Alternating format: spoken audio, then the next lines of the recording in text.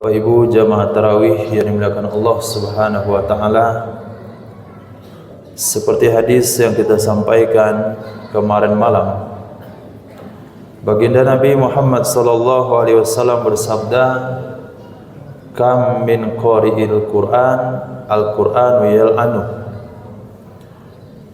Berapa banyak dari orang-orang yang membaca Al-Qur'an, Al-Qur'an itu mengutuk dirinya sendiri.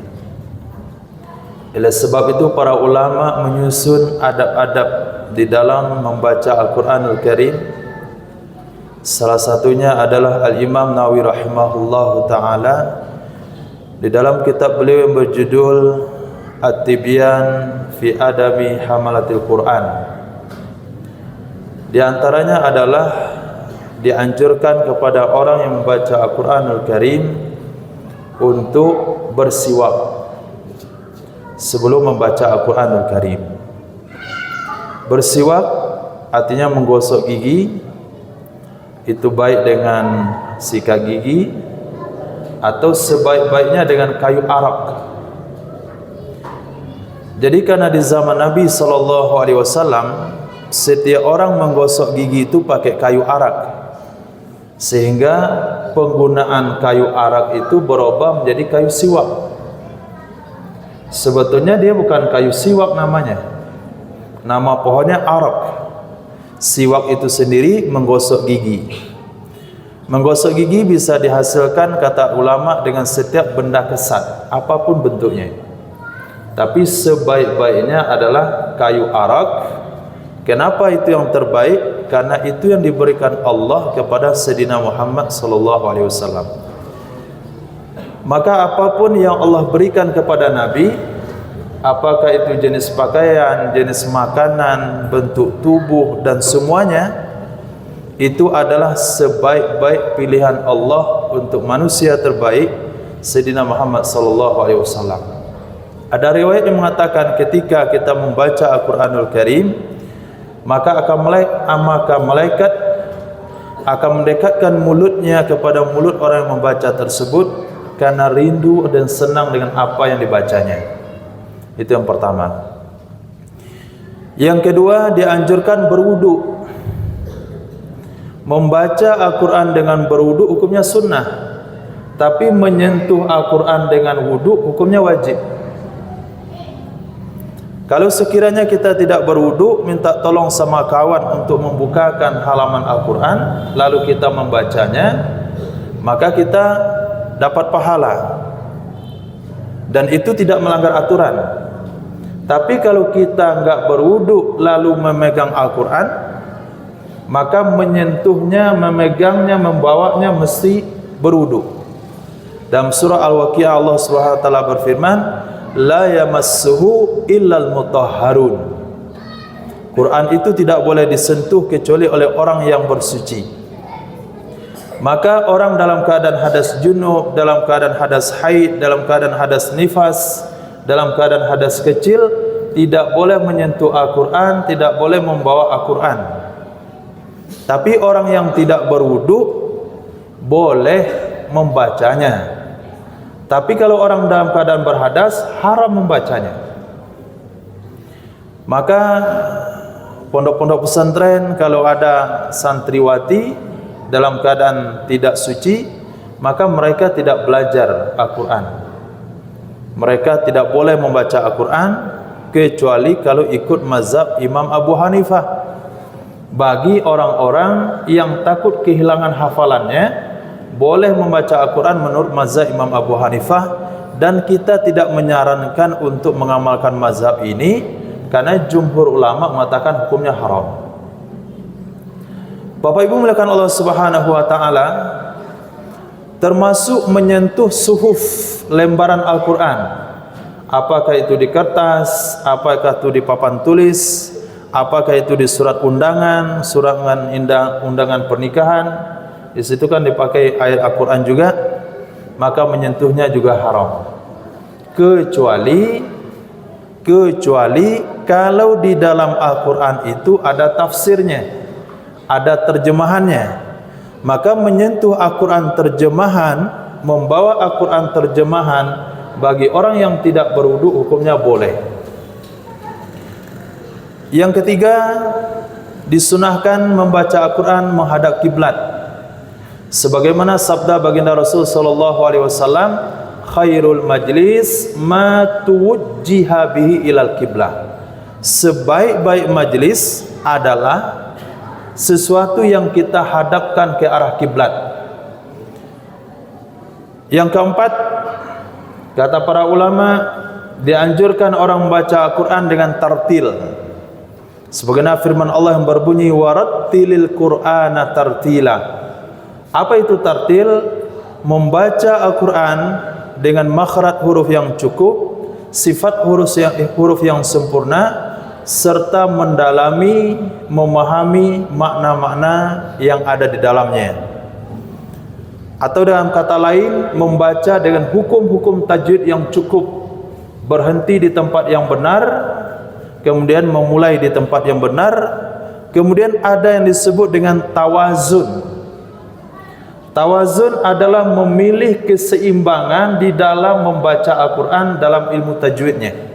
Misal, mad arid li sukun itu boleh dibaca 2 harakat, boleh 4 harakat, boleh 5. Apabila kita memulai membaca dengan 2, maka sampai akhir juga 2. Bahkan dalam ibadah solat, antara Al-Fatihah dengan Amin pun harus tawazun. Contoh, Bismillahirrahmanirrahim, 2 harakat. Alhamdulillahi Rabbil Alamin, ghairil maghdubi alaihim waladdallin, amin. Kalau imam kita baca 2 harakat, aminnya juga 2 harakat.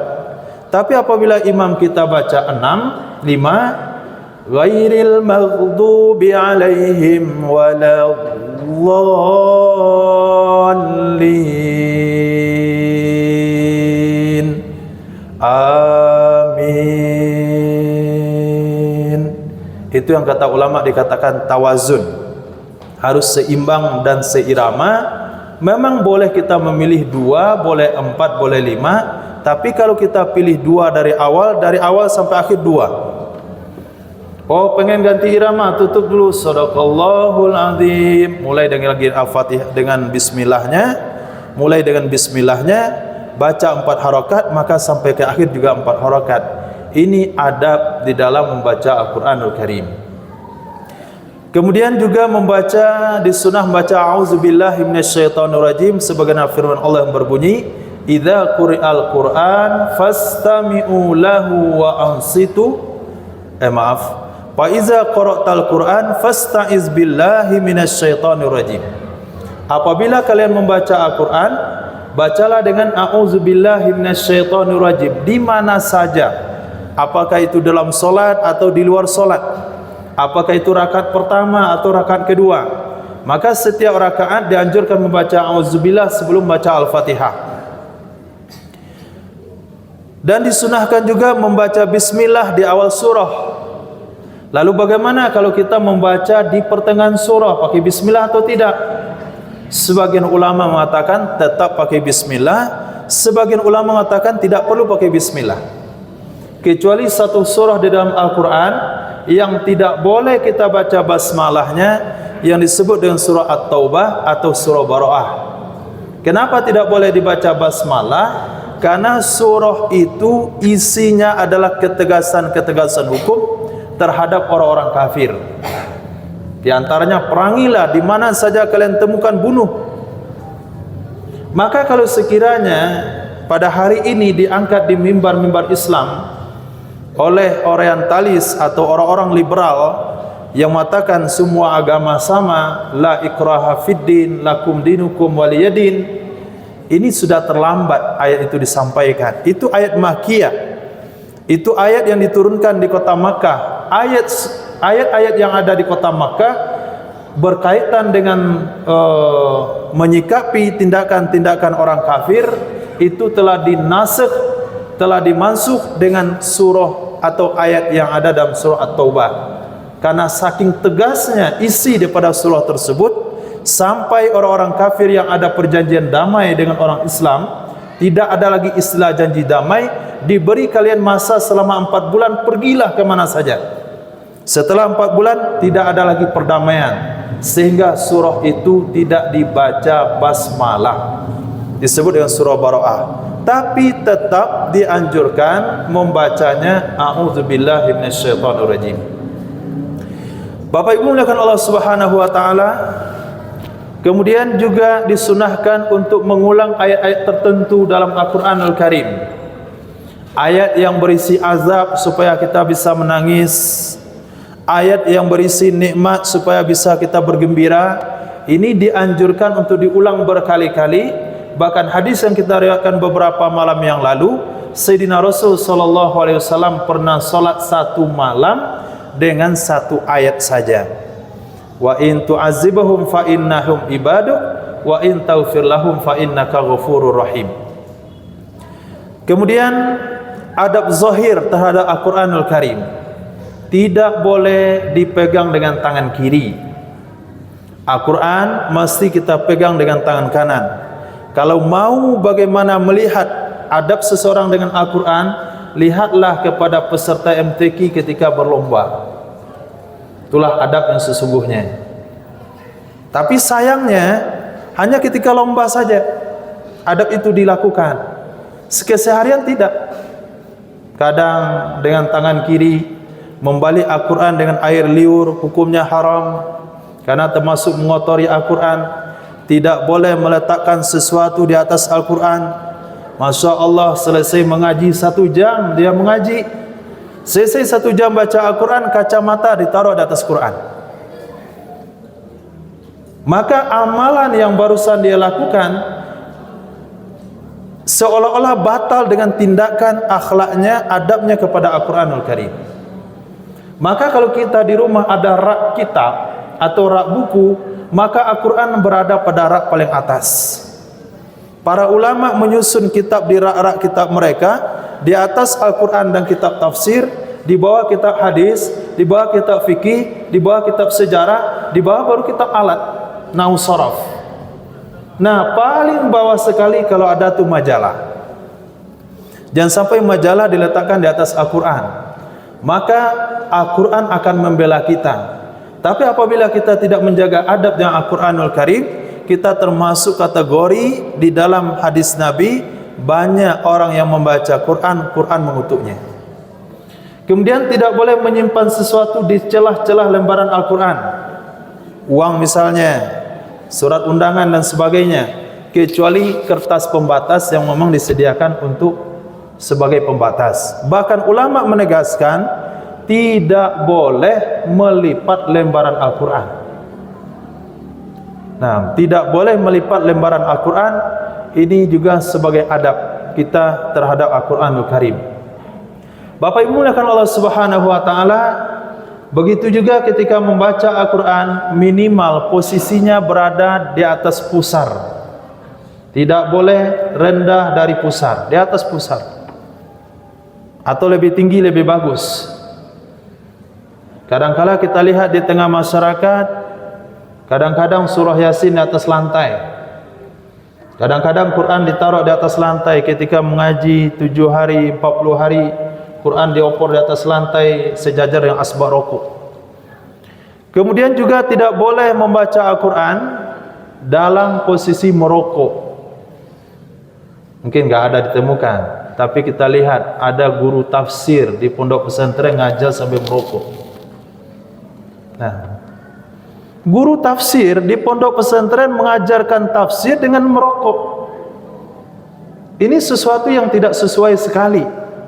Di mana nur Al-Quran akan masuk ke dalam jati diri pelajarnya dan santrinya, kalau sekiranya agama disodorkan dengan sesuatu yang terlarang? Bagaimana agama nur Al-Quran masuk dalam hati sedang pendengar, kalau sekiranya di dalam penyampaian Al-Quran dibarengi dengan sesuatu yang dibenci oleh Allah Subhanahu wa taala. Bapak Ibu muliakan Allah Subhanahu wa taala, sehingga para ulama ketika mereka membaca Al-Quran, mereka mengusapnya dengan minyak wangi, Selesai baca Al-Quran mereka kasih minyak wangi, bahkan ada di antara mereka membungkus dengan kain yang berbau wangi. Begitu akhlak mereka kepada Al-Quranul Karim. Memang itu diposisikan seperti kalam Allah Subhanahu wa taala, sebagaimana sabda Nabi, fadlu kalamillah ala sairil kalam ka fadlillahi ala khalqi. Kelebihan kalam Allah di atas pembicaraan siapapun itu sama dengan ketinggian Allah daripada seluruh makhluknya. Bapak Ibu mulakan Allah Subhanahu wa taala, kalau sekiranya ketika kita membaca Al-Quran harus menjawab panggilan telepon, kita akhiri pada akhir surah lalu kita tutup, baru kita bicara. Mungkin ada orang bertanya, anak bertanya, istri bertanya ketika suami sedang baca Quran, tutup dulu Al-Qurannya baru jawab pertanyaannya. Selesai pembicaraannya buka kembali, awali lagi dengan ucapan a'udzubillahi minasyaitonirrajim. Jangan sampai bicara ketika Al-Quran terbuka di hadapan kita. Kalau bicara ketika Al-Quran terbuka di hadapan kita, berarti kita meninggalkan Al-Quran lalu menyikapi perkataan makhluk, meninggalkan perkataan yang lebih afdal, lalu menyikapi perkataan orang yang tidak afdal, yang tidak lebih baik. Maka kita akhiri lebih awal, setelah selesai pembicaraan, setelah selesai menjawab teleponnya, setelah selesai bersinnya, setelah selesai batuknya, maka kita buka kembali dengan ucapan a'udzubillahi minasyaitonirrajim. Bapak Ibu mulakan Allah Subhanahu wa taala, itu sekilas daripada adab-adab Al-Quranul Karim yang mesti kita terapkan dalam kehidupan. Kita ajarkan kepada anak kita, anak-anak TPA, anak-anak didik kita dari hari ini. Jangan sampai kita lihat menenteng Al-Quran dengan tangan kiri, atau memasukkan Al-Quran dalam kresek lalu ditenteng pulang ke rumah, melainkan Al-Quran dibawa lebih tinggi daripada pusar. Itu adab sebahagian kecilnya. Sebagian besarnya Bapak Ibu bisa beli terjemahan ke kitab yang bernama At-Tibyan fi Adabi Hamalatil Quran, karangan Imam Nawawi rahimahullahu taala. Sudah ada terjemahannya, mungkin di Google juga sudah ada. Dibaca dan kita pahami semua. Semoga Al-Quran memberikan pembelaan kepada kita dunia akhirat. Amin ya rabbal alamin. Mohon maaf kalau ada salah dan janggal. Assalamualaikum warahmatullahi wabarakatuh.